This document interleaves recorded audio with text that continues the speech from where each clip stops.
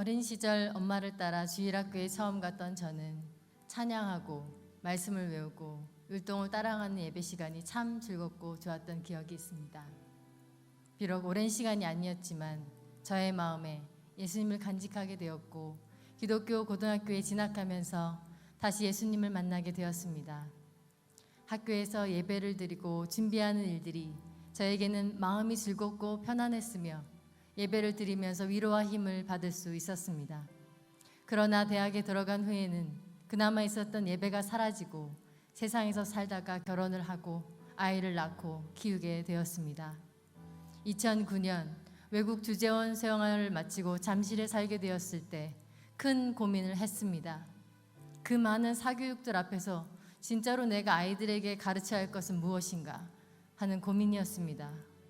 그때 제 안에 예수님이 있어 힘이 되었던 것이 생각나면서 아이들에게 예수님을 만나게 해야 한다는 생각이 들었습니다. 아마 하나님께서 잠시 지혜를 주신 순간이었던 것 같습니다. 하지만 신앙이 성장하지 못하고 변화 없이 내 열심으로만 살았던 시절이었습니다. 동네 교회인 주님 기쁨의 교회로 옮기게 되었을 때에도 아이들은 주일학교에 다니고 저와 남편도 예배를 드렸지만 돌밭에 떨어진 씨앗처럼 뿌리를 내리지 못한 채 신앙생활을 이어갔습니다. 그러던 중에 가정에 큰 고난이 찾아왔습니다.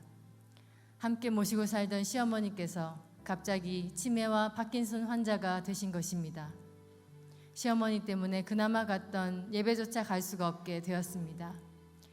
저와 남편은 그 시간 앞에서 무척 당황스럽고 눈앞에 벌어진 일들에 온통 걱정과 큰 스트레스를 짊어져야 했습니다.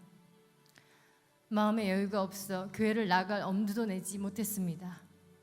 그렇게 3년 가까이 흘렀을 때 어머니는 담도한 말기 판정까지 받으셨습니다. 그리고 그때 하나님께서는 저에게 특별한 경험을 주셨습니다. 설 명절을 앞에 두고 시어머니가 뇌졸중 집중치료센터에 입원을 하신 때였습니다. 추가 검사를 위해 검사실에 어머니를 들여보내고 기다리는데 갑자기 마음속이 뭔가 따뜻해지면서 벅차오르더니 걱정이 다 사라지고 편안해지면서 작은 소리에 찬송이 나오는 것이었습니다. 어디선가 들어본 적이 있을까 한 찬송이었는데 저는 순간 이게 뭐지? 라고 생각하면서 저절로 핸드폰에 연락처를 뒤져 목사님께 전화를 드렸습니다. 그리고 우리 어머니가 아프시니 목사님께서 오셔서 기도해달라고 망설이지 않고 말씀드렸고 목사님은 흔쾌히 와주시겠다고 반갑게 받아주시고 며칠 후 신방을 오셔서 기도를 해주시고 말씀도 전해주셨습니다. 비록 귀가 어둡고 의사소통이 어려운 시어머니였지만 아멘을 따라 하시고 기도를 받으시는 모습에 감동되었고 몇 달 후 장례식에 목사님과 전도사님, 샬롬부 권사님들께서 함께 위로 예배를 드려주시면서 저와 남편은 큰 위로를 받았고 질서의 하나님을 또렷이 목격하며 교회로 다시 돌아오게 되었습니다. 그 후부터 시작된 저의 신앙생활은 하나님이 주시는 다락 공동체로 세례로 성장 디딤돌반과 제자훈련, 봉사의 자리로 순종하며 나아가게 되었습니다. 그러면서 눈만 뜨면 나의 생각과 판단과 의지대로 살고자 하는 죄의 본성이 내 안에 깊이 있다는 것을 보게 되었습니다. 저는 제 삶의 주인 노릇을 하느라 걱정과 두려움에 갇혀 마음이 답답하고 채워지지 않는 갈증을 느꼈습니다. 그럴 때마다 애굽과 같은 세상을 기웃거리며 새로운 정보와 트렌드, 인문학에 귀를 기울이며 살았습니다. 세상의 권세 앞에서 스스로 노예가 되어 나를 가다듬고 세상을 따라가기에 안간 힘을 쏟으며 살아왔습니다. 하나님이 이 땅에 나를 만들어 주신 이유도 모른 채 세상을 비평하면서도 온갖 교육우상, 재물우상을 숭배하고 예수 십자가의 복음 따위 마음 어느 구석에도 두질 않고 살았습니다.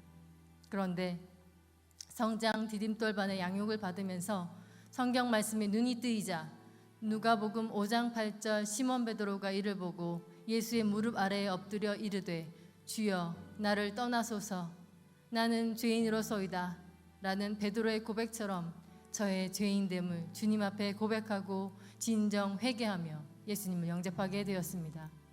로마서 10장 9절 말씀처럼 예수 그리스도를 나의 주로 시인하며 하나님께서 그를 죽은 자 가운데서 살리신 것을 믿습니다.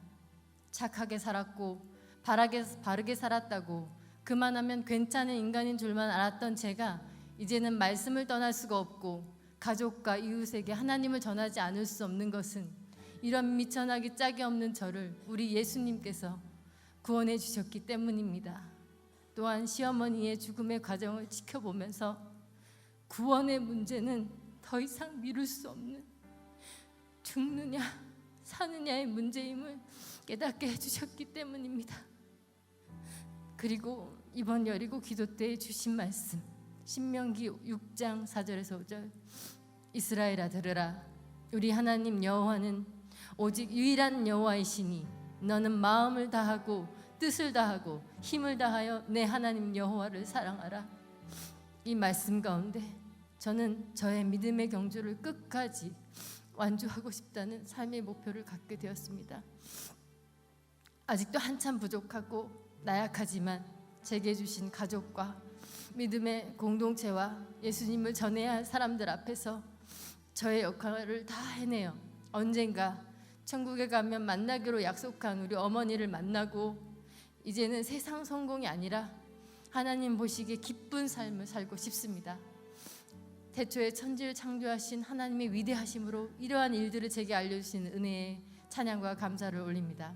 이것이 나의 간증이요 이것이 나의 찬송일세.